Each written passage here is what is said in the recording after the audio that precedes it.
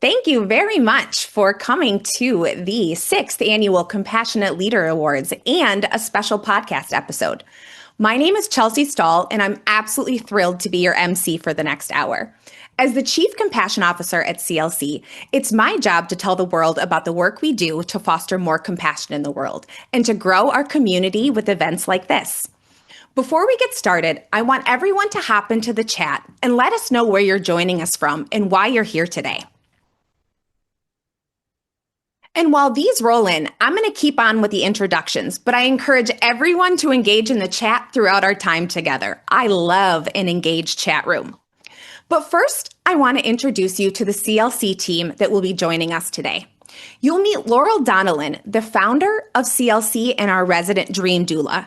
Sarah Feely is our Chief Learning Officer, and as I like to call her, the other half of my brain. She's the foundation of our research and individual learning programs. And last but not least, we have Daryl Brown, who co-hosts our podcast, is a Fordham University Board of Trustees member, and a solid source of wisdom for our whole team. It's such an honor to be hosting this year's awards, and I do it with a deep sense of responsibility. I gladly raised my hand to lead this year's selection committee, not quite knowing what I was getting myself into. I hadn't considered that I would be tasked with reading through hundreds of stories of incredible work that people are doing every day, and then have to choose which ones I think best represent this group. Let's talk about a really hard task. I very quickly realized that I couldn't and shouldn't do it alone, so I asked my team for help. Laurel, Sarah, and I spent hours trying to narrow down our list, and it was exactly as difficult as you'd think it would be. Just imagine 3 empaths in a virtual room trying to advocate for the ones that we met with or the stories that really moved us. It was a daunting yet wildly rewarding task, and one that truly grounded me in the goodness of humanity. I'm so thankful to have gotten a front row seat for such loving work. Now is also a great time to note that there are no winners here at the awards, but rather we've selected 10 honorees that represent the vast array of work from this incredible group of nominees and compassionate leaders. With that being said, I'm truly proud of the group of honorees we've selected to be shared today, and all of our nominees will be recognized before we get to the end of our hour together. But here's where I want to be really intentional about a call to action. The recognition can't stop when this ceremony closes. I want us to celebrate each other all year long by collaborating together, building community, and sharing each other's stories. That's our challenge, both here at CLC and for each of you, to build a reciprocal community around this amazing group of world changers. So today is a celebration of every nominee and their story. Our collective network holds the key to the success of all of us. We all know someone who could help someone else's mission, and I implore us all to lean into that. Let's be connectors for good. Now, as for the next hour, we have some really great things planned, including a bit about CLC and our vision for the future with Laurel. Sarah will share data-driven insights and tools to take with you. Daryl will tell a personal story around courage, and we'll also have some time for our honorees to share their compassionate wisdom with you, not to mention the 10 stories from all of our honorees. Now, before we get to the honorees, I want to talk a bit about our theme today, which is courage. Courage is both one of our company's values and an attribute of compassionate leaders. The inspiration for this theme came from our Compassionate Leader poll that we took at last year's ceremony, where our attendees said it was their most challenging compassionate leadership skill. And frankly, we're all experiencing some really challenging times on many fronts, and we could all use an extra dose of courage right now. So that's where I want our hearts to be today, in courage. Now, speaking of courage, I'd like to introduce you to our fearless leader and a great mentor to me, Laurel Donnellan. Laurel has been building and delivering purpose-driven and compassionate leadership work for 30 years. Take it away, Laurel. Beautiful job, Chelsea. I'm so glad to be here and honored to have you as a team member, and all my team members. Love you all. Our company vision is we see a world where leading with love is the foundation for positive change, peace, and prosperity for all. And we take that vision very seriously. And honoring people that are doing the work every day to make the world better is part of what we do. I wouldn't be a responsible leader right now if I didn't bring up the fact that some leaders are not compassionate leaders. In fact, there are cruel leaders or bullies on the world stage and in our communities. But today is about compassion and shining a bright light on the people that are waking up every day and not thinking about themselves, but thinking about other people. And I'm very proud to offer a platform to the honorees and the nominees today. Very excited about what we can all do together. A little bit about Compassionate Leader Circle and me. As I started this journey about 30 years ago, we'll have our 30th anniversary next time we come together. I started with an idea of helping people find their purpose, and it took about 6 years to develop our model for that. Since then, I've developed models that we use for helping leaders be better leaders and helping coaches be more courageous and more compassionate. So as a company, we have 3 primary programs: Purpose Lab, Lead Lab, and Coach Lab. We've also, over the years, developed programs for future leaders. So we work with schools and parents and not-for-profits on helping the next generations become more compassionate. So we have 3 labs for K through 12. One is called Book Lab, and it helps kids write and publish books. Another is Dream Lab, that helps them prepare for careers that they love. And the last one is Purpose Lab, which mirrors what we do for adults. Whenever we work with folks, we talk about your history, your present, and your future. History is where we learn how we've become who we've become.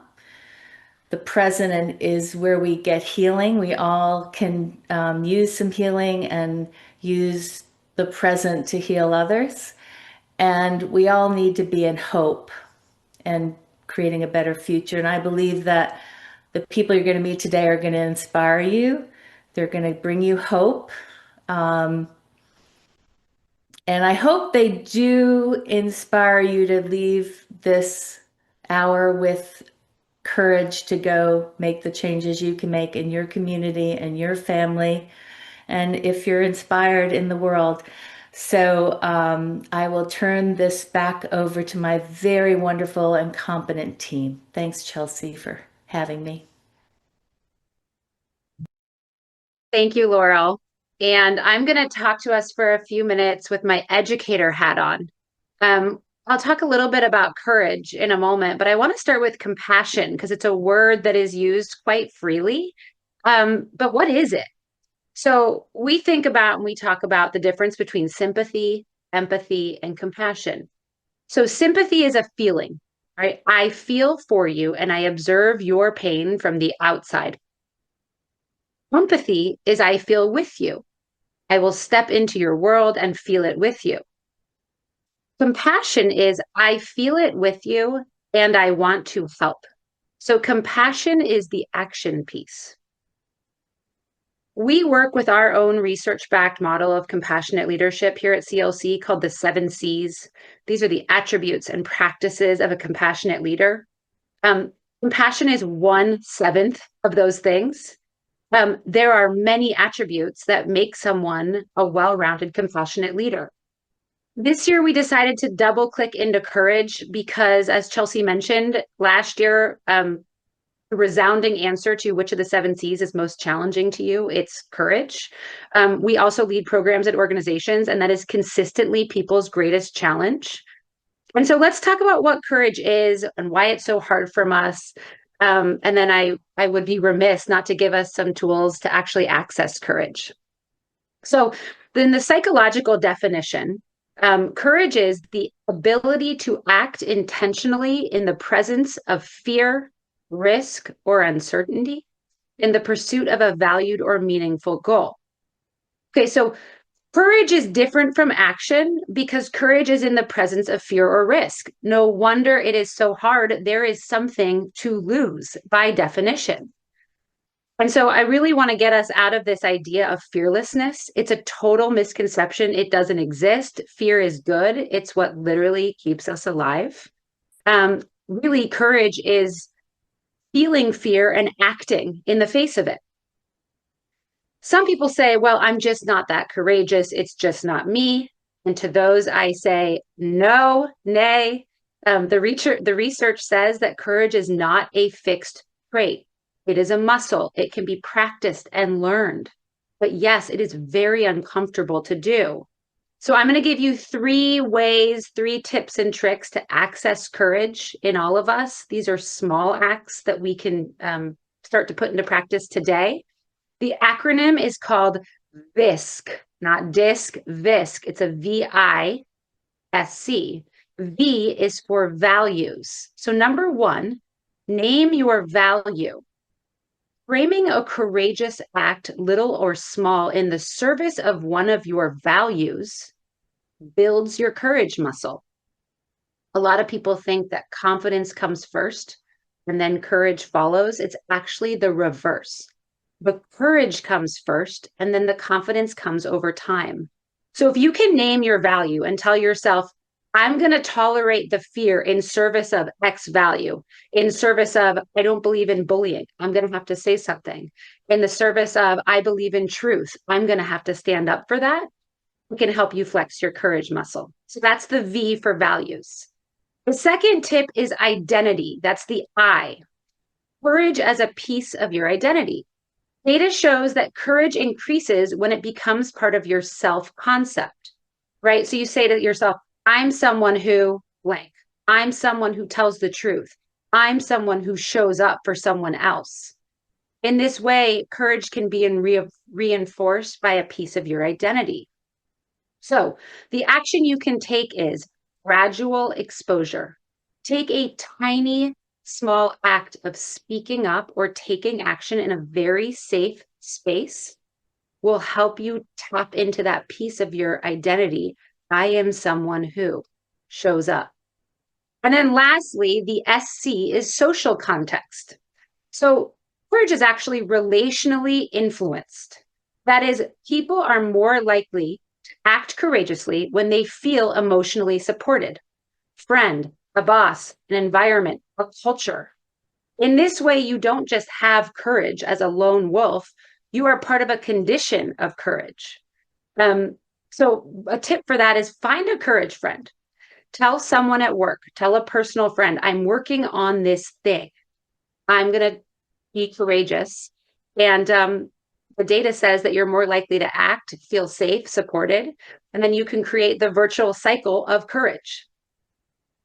So VISC, values, identity, social context. And as I was thinking about courage today, I was brought back to a podcast I hosted last month with Daryl Brown, our dear, dear CLC friend, podcast host, former ABC executive. And he talked about a very moving example of courage that was really foundational in his youth. And I'd like to introduce you to Daryl and have him tell you a little bit about the story. Thanks so much, Sarah. I loved your definition of courage. Gosh, it reminds me of my favorite athlete of all time, Muhammad Ali. And I had the good fortune of meeting him before he passed away. But I'm a black man of the '60s, and Cassius Clay, which was his original name. He won the Olympics in the early '60s or 1960, I believe it was. He was the heavyweight champion and got a gold medal. And then he went on to a professional career and won the heavyweight title professionally. In 1964, I was 11. And I lived on a street right outside of New York, and we were all black, a lot of black families on that street, and we played in it was a dead end street. We played stickball and football, but we couldn't wait until Ali's fights came on the radio. And his old phrase, float like a butterfly, sting like a bee. He had all these catchphrases that were fantastic, and memorable. And he was a leader, and showed such great bravado and knew who he was.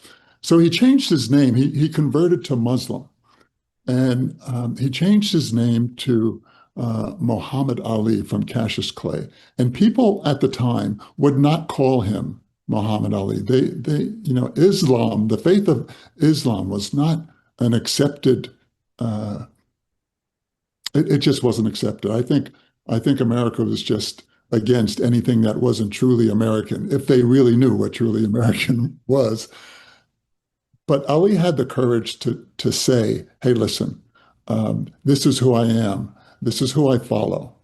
And he had the courage to know that it was going to be unpopular.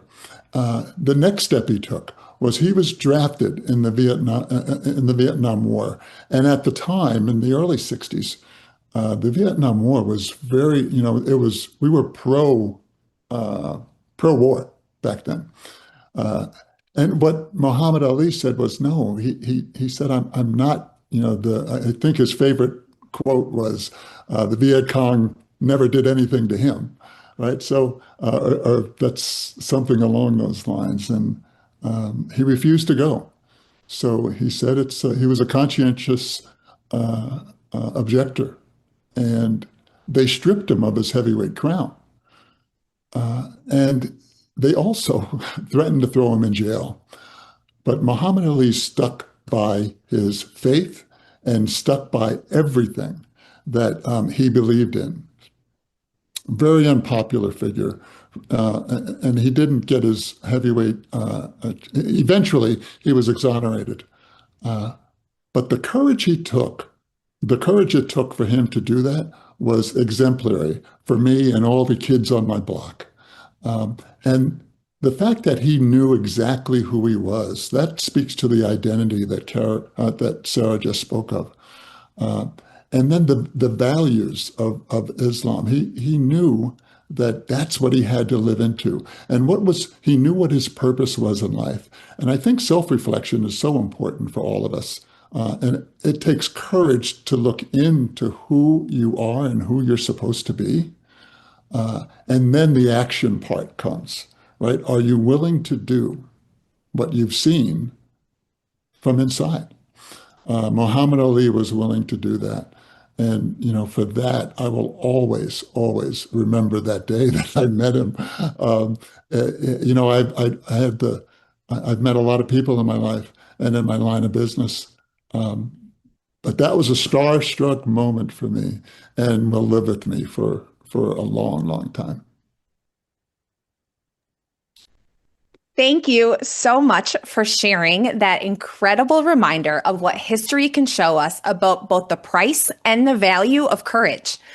Now, we've come to the time that we've all been waiting for, that I'm very excited about, where we get to honor the 10 of our incredible nominees.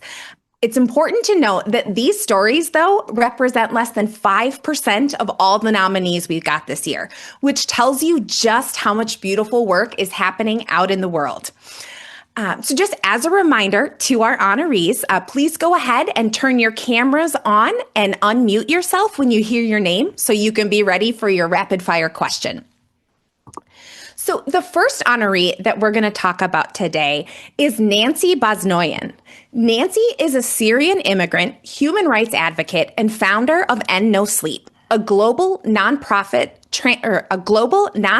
transforming mental health by addressing sleep deprivation as a root cause of crises. At 11, she survived the shelling of Aleppo, carrying the weight of trauma most will never know. In 2025, she turned that experience into action, bringing sleep education and support to youth living in conflict, displacement, and poverty. Through End No Sleep, she has educated more than 20,000 students, mobilized advocates in 25 countries, and expanded an AI-driven sleep health tool that is now accessible in 180 countries. Recognized by Harvard, NASDAQ, and the Clinton Foundation, Nancy does not simply empathize with trauma. She's building a system that lets vulnerable communities reclaim safety, rest, and resilience. Her vision is to share the support she once needed with millions worldwide. Nancy couldn't be with us today, so we will accept this honor on her behalf. Our next honoree is Sheila Mukali Luta, who is a seasoned special needs educator and disability inclusion specialist, currently serving as Assistant Director at Kenya's Ministry of Education, Directorate of Special Needs Education.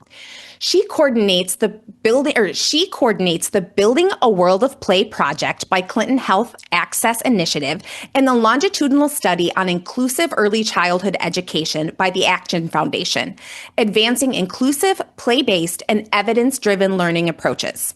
Her disability and STEM collaborations have helped expand opportunities for girls with disabilities across Kenya.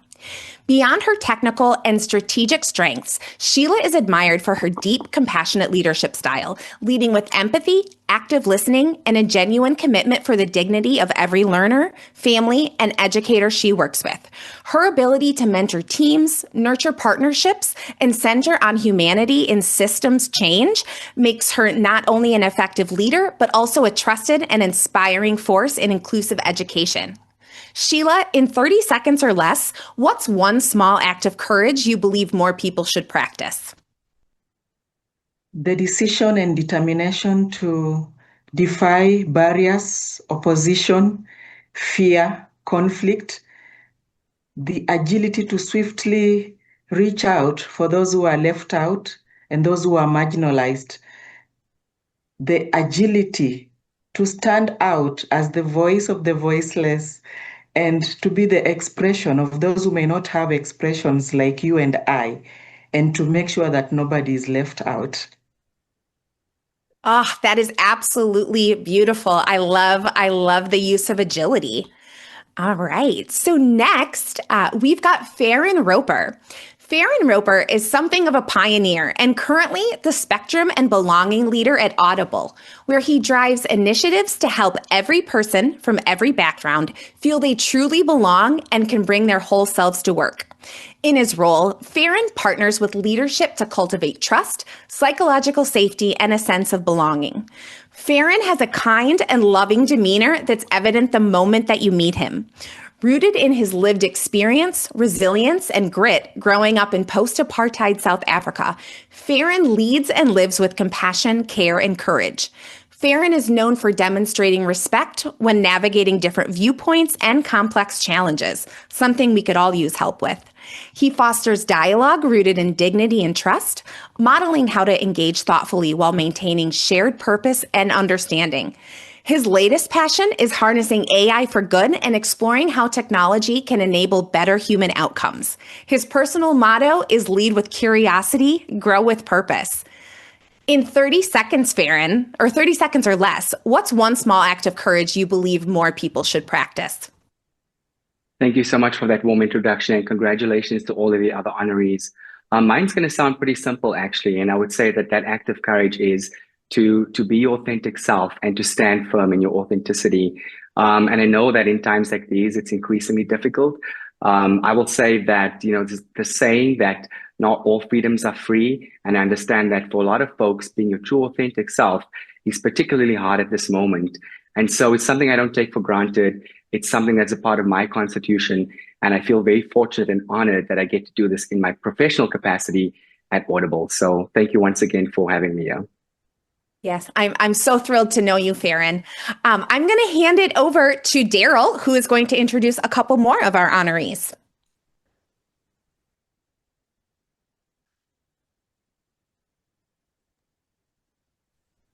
Thank you so much, Chelsea. So I'd like to first talk about JUMP, the Justice and Upward Mobility Project. Our next two honorees both had very distinguished careers individually before they recently joined forces to make soulful and significant changes for the currently 80 million Americans, or 1/3 of the adults with arrest records. They have launched a bold endeavor called JUMP to help individuals families, and communities impacted by the justice system, which is often unjust.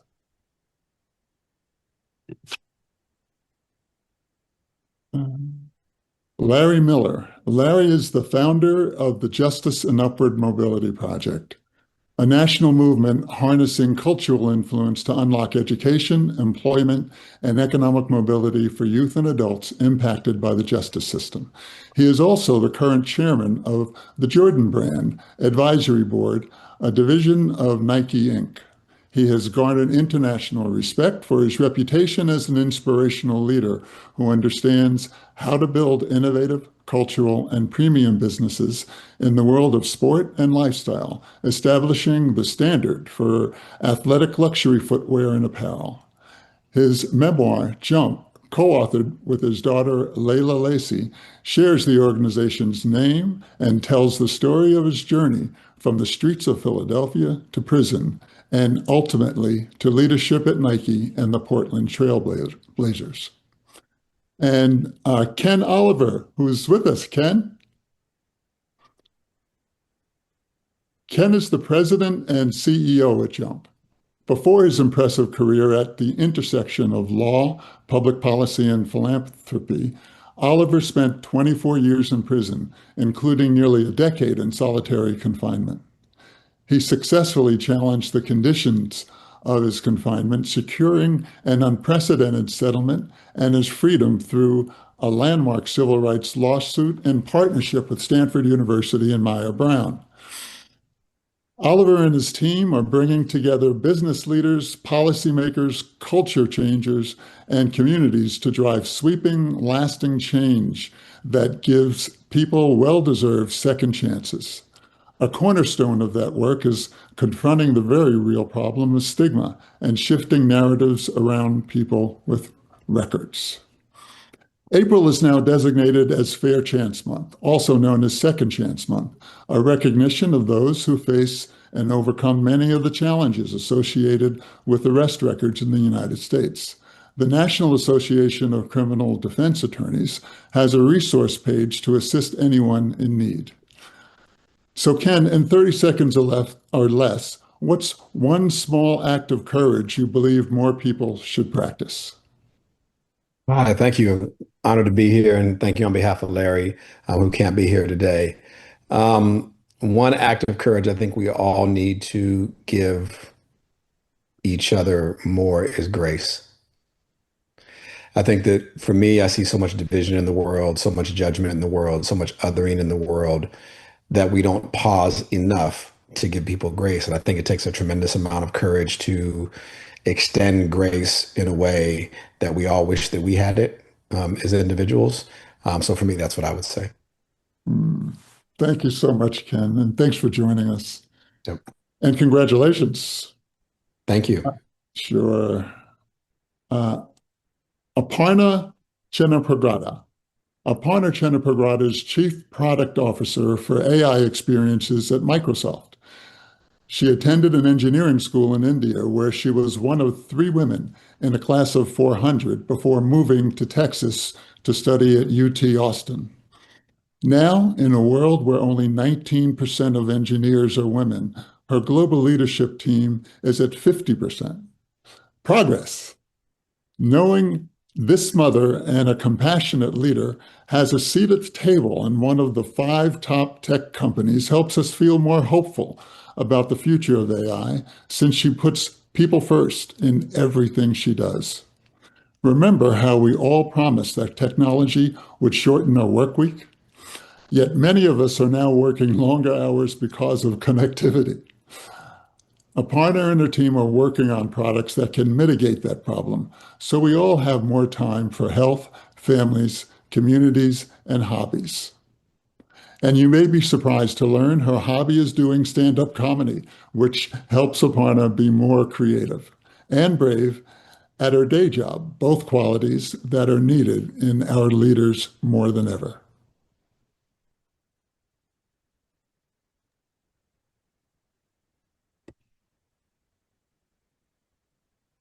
Our next honoree is Rick Millenthal. One of the first things I learned about our next honoree, Rick, is his unabashed honesty. When Laurel first met him, she asked him if he was always a compassionate leader, and he said without hesitation, no, but then agreed to tell us his personal and difficult story of transformation, which will come out in our May podcast with Rick. He is the CEO and founder of The Shipyard, one of the fastest growing independent advertising agencies. And he's approaching mental health as both a moral responsibility and a business strategy. As AI disruption and layoffs ripple across industries, creative professionals are facing a distinct kind of burnout, driven not just by workload, but by existential uncertainty about their future and their roles. Mental health in the creative sector has become a pressing leadership issue.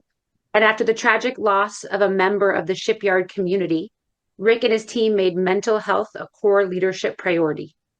Internally, that has meant embedding support into company policy and culture through free counseling practice, access, expanding PTO, paid parental leave, hybrid flexibility, and an operating philosophy that treats balance as resilience. Employees consistently cite this commitment as a primary reason they stay, and clients view it as a differentiator. Externally, Rick and the Shipyard have supported marketing efforts for the 988 Suicide and Crisis Lifeline and partnered with the Ohio State University Wexner Medical Center on the $20 million statewide groundbreaking SOAR, S-O-A-R study into mental illness, addiction, and resilience. So Rick, in 30 seconds or less, what's one small act of courage you believe more people should practice? I feel courageous to be in this group, which I'm so impressed with and humbled. I think it's vulnerability. I think leaders fear vulnerability. They fear being real. Someone talked about being authentic. They fear showing weakness, or they think it's not weakness. They fear vulnerability is weakness. And when we're vulnerable, others then can express themselves. If you build an environment that you can be honest about yourself, your humanity, it's amazing how compelling that is for others. And then they reach out and you make connections, and you don't even know how those connections change lives. So we need to show ourselves and our vulnerability as leaders, especially now when there are many flawed leaders that want to show themselves in perfection. Thank you, Rick. Thank you. Next, we have Shreya Venkat.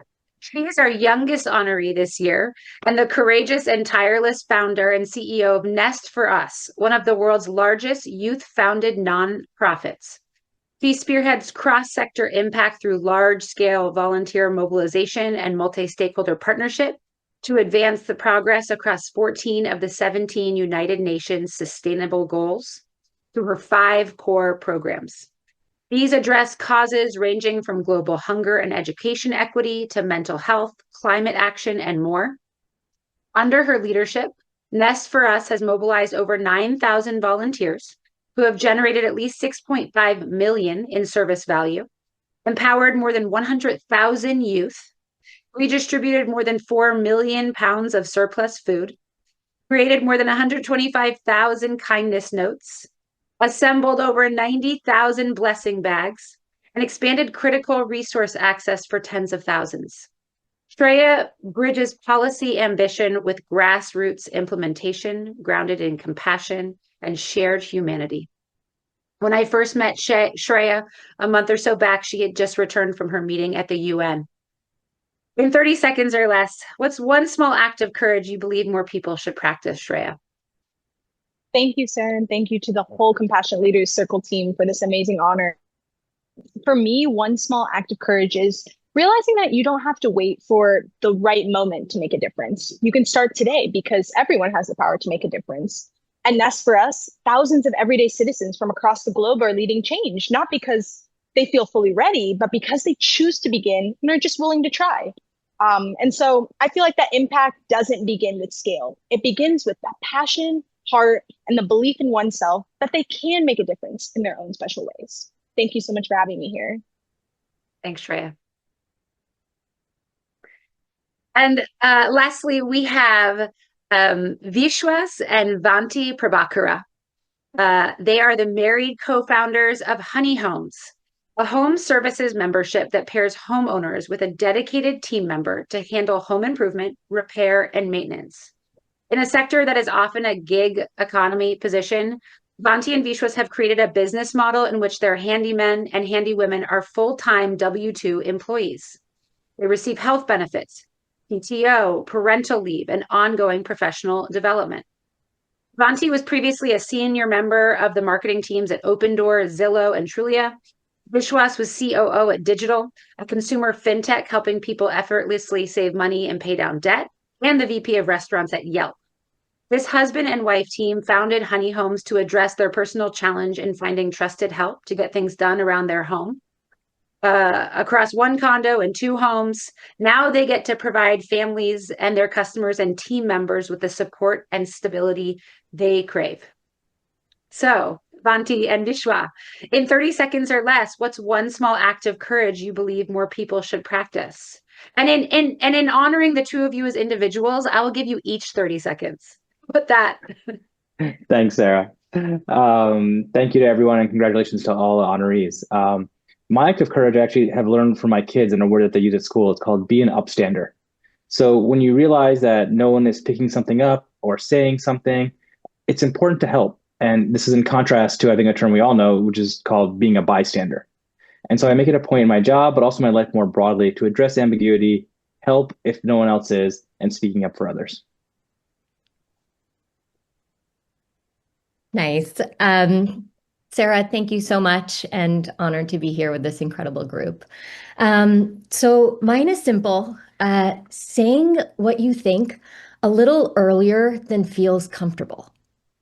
In tech startups, especially, I've often been the only woman in the room, and early on, I would wait until my thinking was perfectly formed before saying anything, before speaking up. But clarity doesn't come from waiting, and it doesn't come from perfection. It comes from sharing, being vulnerable and courageous to do that. Seeding an idea early in our space, especially when you see something others might not, that's where the best decisions come from. And if you don't say it in the room, that's okay. Write it down and hit send. Those ideas are where real momentum starts and the best ideas arrive. Thank you for sharing. Thank you so much. I needed to hear that, Vanti. Yes. Using your voice even if you don't feel quite ready to use it. So thank you so much. Okay, so now we are going to have some Q&A panels with our honorees. So I'm going to ask all of our honorees to turn their cameras back on and take themselves off mute. And then I am going to ask you each a pointed question. All right. So Rick, let's start with you. How has your understanding of compassion evolved as a leader over time? Well, as Laurel said when she asked me the question, did I always feel I might have compassion as a leader? I said no. And it's true. I don't think I'd be in the million nominees for you 20 years ago. You grow, and you grow by seeing utter vulnerability and such. What I'll say is, and probably part of it's my age, 66-year-old, and I've been doing this for 42 years, that I've learned is as you move away from trying to be perfect, as you move away from trying to be distant, I'm a business person. I'm just so in awe with everyone here. I don't feel I have the courage of any of you because I'm in business. Well, some of you are, but I lead a business. And as I began to understand empathy, people's vulnerability, that everybody is facing something in their life and you should take a moment. I will tell you that was not only a compelling thing to maybe be awarded today or to appear empathetic. Our business grew. My business success grew. And as we focused all of our energies other than our business on mental health in this world, and we're involved in a transformational program in mental health that would take too long, our employees were more retained, they were more engaged. And so I think there's a lot of messaging now that success comes through power and success comes through not having empathy. And again, empathy is weakness, and then that weakness will lead to failure. And it's absolutely the opposite, I'll tell you. The more empathetic, the more you can care, the more you will inspire people, the more people rally, and you can have business success through compassion and empathy that doesn't compare anything to authoritarian kind of leadership. Yes, absolutely. And there's, what's kind of fun about this time that we're in is there's now a lot of data that supports, what we have felt and thought for a long time, that Especially pouring into Chelsea. humans. Yeah, especially for young men and young men in the United States. They have a lot of mentors or a lot of examples that are saying the opposite, and we have to fight that. I'm sorry, I didn't mean to interrupt you, but that's absolutely right. Yes, absolutely. How about you, Farron? How has your understanding of compassion evolved as a leader over time? Yeah, I just want to say that I think that myself and Rick are having a mind meld. And Rick, when I hear you talk about your age, all I hear is your wisdom and your experience. And I do agree. I think that compassion it's a practice. It's not a trait. And it's something that we get to work on, and it's something that we get to improve on. Just building on what Sarah said earlier, kind of defining compassion from empathy. The way I see it is that, compassion is empathy in action. If empathy is that ability to put yourself in the shoes of another person and understand the experience, the compassion is what do I do with that? And so I'll just share, it's been so interesting for me being back home in South Africa now and being the recipient of this incredible honor and really going deep on what this all means. And I'll say that for me, my view of compassion has been shaped by a number of things, and it's pretty broad. I'd say, first and foremost, my journey from, South Africa to the US. I don't know if many of you know about South Africa and some of our past, but we've had some of the most difficult injustices and been able to move through that through compassion, along with reconciliation, along with forgiveness, and along with togetherness, or this concept that we've coined called Ubuntu, which means I am because we are. Another one of the factors that shaped my view on compassion has been my nonlinear journey. I've been, as was mentioned earlier, I've been an attorney, I've been in product, and, now I'm unfortunately in a position where I work in people and culture. But I think every single role and leader has the opportunity to demonstrate compassion. When I was an attorney, it was, how do I seek justice through the law? When I was in product, it was about how do I empathize with the user experience and build products that work for all.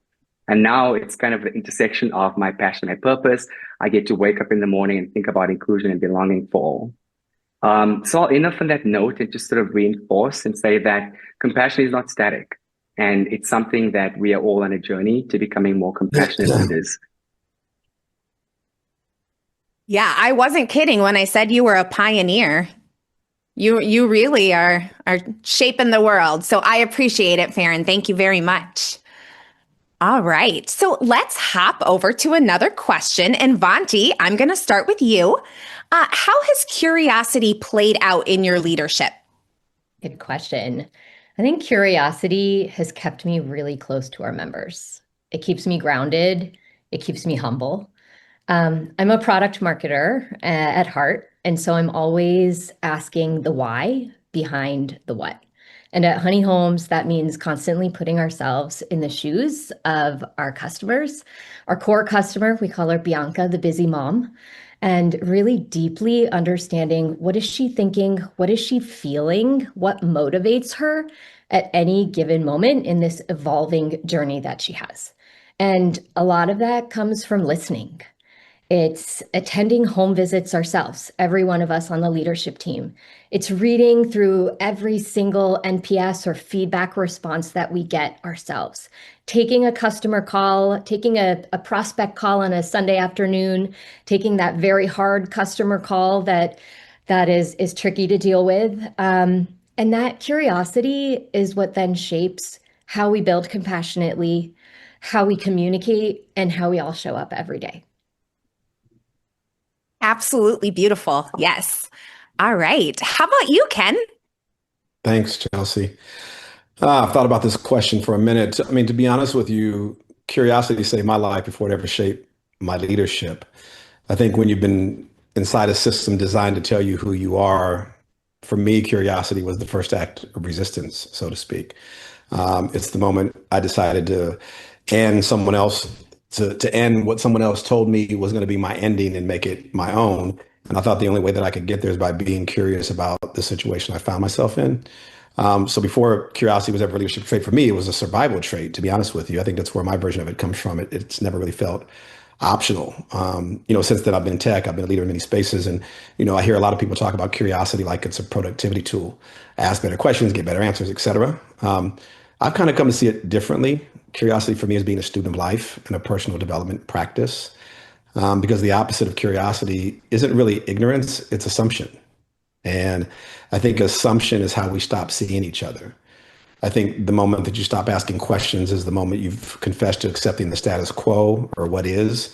And then when it comes to people, I think stop asking who someone is. You're kind of free to decide who they are. It's true in the boardroom, it's true across conference room tables, and it's certainly true across dinner tables. So in the way that I try to lead, I try to be the least certain person in the room. I ask more questions and I provide answers, and I sit longer with the question than is sometimes comfortable.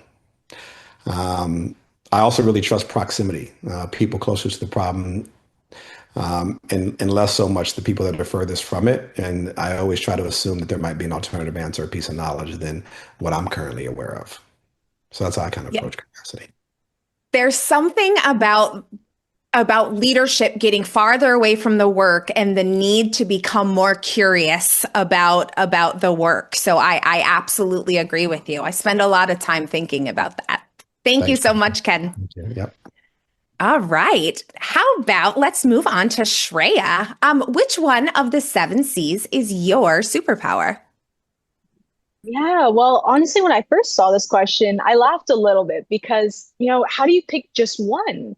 But I think that's kind of the point, because for me, I think the 7 C's, they don't exactly exist in isolation. They build on each other. And the work that I do, whether it's at Nest4us, at the UN, on the grounds, working with my team, it's taught me that leaders who create the most lasting change aren't the ones who've mastered just one attribute. It's the ones who've learned to move fluidly between all of them, because each of them are applicable in different contexts.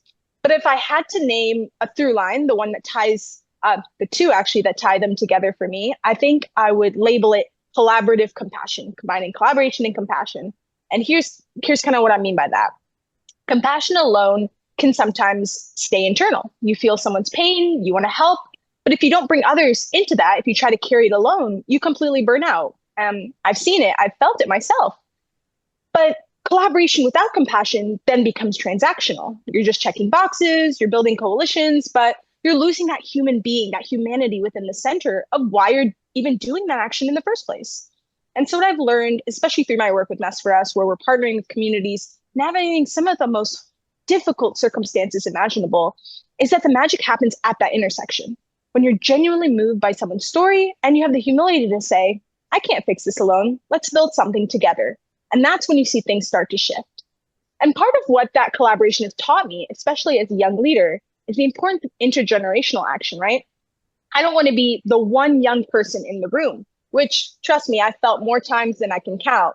But I want to be a human being, another leader alongside fellow leaders, because the strongest solutions happen when young people and adults are not just present, but truly working together, right? Learning from each other, challenging each other, building alongside one another. And what I've come to believe, and what Nest4us has really crystallized for me, is that the most transformational type of leadership lives at that intersection, right? You don't just invite people to the table. You make sure that they're the ones shaping the agenda. You don't just advocate for your community. You want to make sure that the community is advocating for itself and that you're just one part of the ecosystem. And so these moments where collaboration and compassion come together are where I felt most alive as a leader, right? Specifically in these spaces where people that you're trying to serve are also in the room helping to make the decisions. And that's really the model we try to live here at Nest4us. And it's completely reshaped how I myself have thought about leadership. So kind of tying it back to your question, my superpower isn't just 1 C, it's that space between them. It's knowing when to be, contemplative enough to truly listen, how to be courageous enough to say the difficult things sometimes. And most importantly, collaborative enough to ensure that people most affected by a problem are also the ones helping design the solution. It's unapologetically using kindness, compassion, joy, these core values that all my fellow honorees exude every single day, seeing these as unlimited renewable energy sources. And that's really what I try to bring every day. And honestly, it's a practice, right? Still learning, still growing every day. But I think that's really the whole point of compassionate leadership in the first place. I have nothing to say after that. Ladies and gentlemen, hopefully the future of the world going forward. But thank you so much, dear. That was wonderful. Sheila, how about you? What's your superpower? When I joined the Ministry of Education in 2016, and having come from class, and a few years later, the government formed the Directorate of Special Needs Education, and I looked at the gaps, the barriers that our learners and trainees with disabilities face, and I was so fearful. I had to speak to myself. I had to speak to Sheila. And for a moment, I turned around. Then I remembered that in our culture, there is a saying that says that you don't go to the farm, pick your hoe, and stand to look at the size of the farm. You focus and move forward. And so for some years, I was so driven by courage, confidence. And you know that in every compassionate leader, there is the fierce beat of that leader, the fierce beat, the need to want things to be done in a way that agrees with your values, principles, and your experiences. And I faced a lot of hostility. And I began getting excluded from boardrooms, meetings, activities. And I was like, what did I do wrong? I would inbox my friends and ask them, do you mind analyzing me and just telling me if I'm not on the right track? And I have very little friends, very good friends that I've worked with over the years. And they would say, no, Mama, please, you're doing well. And then God just gave me collaboration. And so Shreya and Sheila, we are champions of collaboration. And for me, collaboration has become an essential skill that I am using to ensure that I spread the message for equity and inclusion in the special needs education and inclusive education platforms and sector. The challenges that the learner with the special educational needs faces requires joint effort across all relevant sectors. We all have to come together in order to realize meaningful inclusion. And so this cannot be achieved by a single entity. And so I have become a champion of public-private collaboration. You know, sometimes people talk about government. Government has not done this. There's no enough capitation, inadequate facilities, no adapted abolition blocks, toilets, name it, assistive technologies and devices.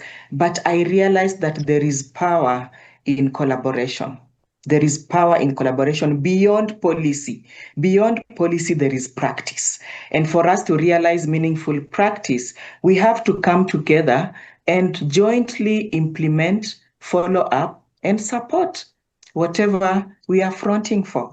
And so I realize, and I hope we all realize, that we need transformed systems, learners. We need to give opportunities to our learners, to the teachers, parents, caregivers, to support one another to make sure that these learners with a disability and those that are marginalized or excluded maximize their potential and thrive as per their abilities. It is no longer a competitive platform where Chelsea, Shreya, Ken, Rick, and Sheila have to perform at the same threshold. We give you the opportunity to thrive according to your abilities. We respect and honor your abilities and give you the necessary support that you need. And so in closing, I would say that out of collaboration, and when you were reading my bio, I was like, okay, is that Sheila? And I was like, yeah, congratulations, girl. You know, the first part on the back is for this girl that has been made out of the opportunities that government and like-minded partners have offered to me as a compassionate leader. And so collaboration is the way to go, just to make sure that we build inclusive communities of practice across our countries and beyond. I am glad to be a super collaborator. And I just want to say that true impact is not measured by authority, Chelsea. True impact is measured by the lives that we touch, the barriers that we break, the walls that we scale, and the opportunities that we create for others to maximize their potential and thrive at their own level. Thank you. That was absolutely fantastic. Thank you so much, Sheila. Vishwas. I feel like I'm sitting right between Shreya and Sheila here in terms of like what I was thinking as well about this. I thought about this question as a superpower. I think it's really hard to have a superpower.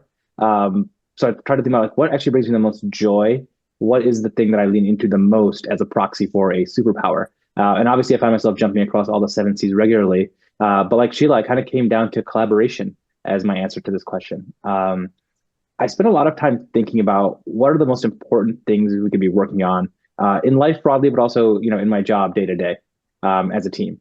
And the way I figure that out is not just through like introspection. I don't just go away to a hut and come back with the answer. It's that I collaborate with people. I figure out by talking to my teammates, our customers, our partners, other people out in the world, what actually is the most important thing, and pulling a lot of disparate information from kind of a bunch of different places to come to an answer. Because I don't believe the best ideas can come from any one person. They come from bringing the right people together, creating space for them to contribute. And I view a lot of my role as the opportunity to unlock that as opposed to control it. And one way I do that at work is that I try to create clear goals for everyone and clear guiding principles that they can use every day. And I think broadly, if a leader is successful in doing that, then similar to what Sheila said, the team will feel like they are winning together. And ultimately, that is actually the fun of any, in my opinion, any professional or athletic or even like group personal endeavor, is that we're doing it together and we're enjoying that feeling of victory. And so that's really what I really like to focus on is collaboration. Yes. One brain is never as good as a few brains. So I totally agree with you. All right. So we are getting close to time. And so I really appreciate everyone's courage to show up and chat here. I do want to thank our sponsors. So our sponsors are Angles Inc., who helps us with specialized messaging. We've got Canyon Ranch, which offers a place for us to lead our path and purpose programming, and also provides upgrades to our CLC community when they visit one of their properties. And then lastly, the Greater Good Science Center at UC Berkeley, one of our newest collaborations.